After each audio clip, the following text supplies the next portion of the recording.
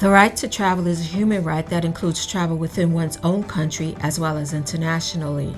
In the wake of the COVID pandemic, heads of state have issued a slew of travel restrictions. In response, citizens have protested around the world.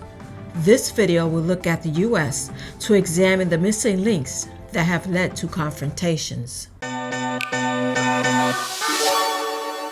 Hello, good people. My name is Janiece. I'm an attorney, educator, public speaker, and author of the companion book to this channel, Dignity, Human Rights in Daily Life, which is going to launch on Cyber Monday 2020. Thanks for stopping by. If you're new to this channel, welcome. After watching this video, I invite you to check out this playlist. And please consider subscribing. Article 13 of the Universal Declaration of Human Rights reads, 1. Everyone has a right of freedom of movement and residence within the borders of each state. And 2, everyone has the right to leave any country, including his own, and to return to his country. For purposes of this video, we're going to focus on item 1. I already talked about residence in an earlier video, so we're going to focus on the freedom of movement within the borders of each state. In this context, state refers to a country. Therefore, we're focusing on the 50 states within the United States. The right to travel is implied in the Declaration of Independence as part of our right to life, liberty, and pursuit of happiness. These liberties, however, come with limitations, especially when it comes to taking minor children across state borders, or in some cases, when referring to convicted felons. The pandemic, however, raises a special situation. There are different categories of viruses by fatality. Take a look at this chart. I want to bring your attention to Category 1, where you'll find the seasonal flu. It's Category 1 because it's the least deadly in that the fatality rate is 0.1%.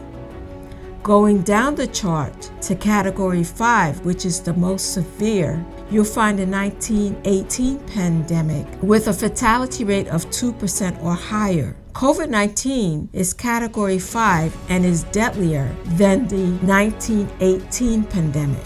Raising successful children is no easy feat, which is why I created How to Teach Your Children to Think for Themselves.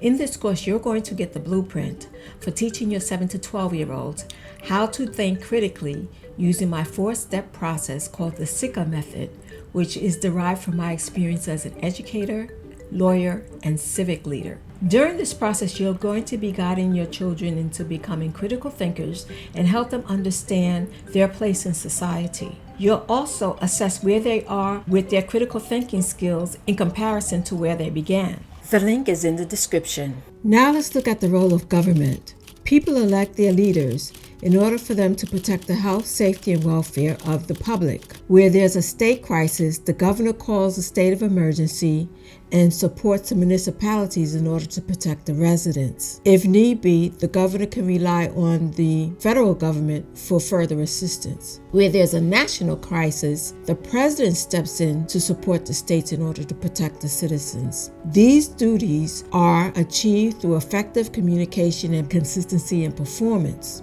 The pushback that we've seen against the COVID restrictions are a reflection of the president's lack of consistency in messaging and failure to lead by example. Therefore, the missing links that led to the confrontation is communication. Citizens need to understand that the COVID-related restrictions reflect the government's obligations to protect their health and welfare. The president is obligated to set the standard for unity and provide guidance that will facilitate the state's obligation to protect them during this national crisis. So, if you learned anything new in this video, write hashtag Team Dignity in the comments, like, share, subscribe if you haven't already. And until next time, be well and remember to live your life with dignity. Bye-bye.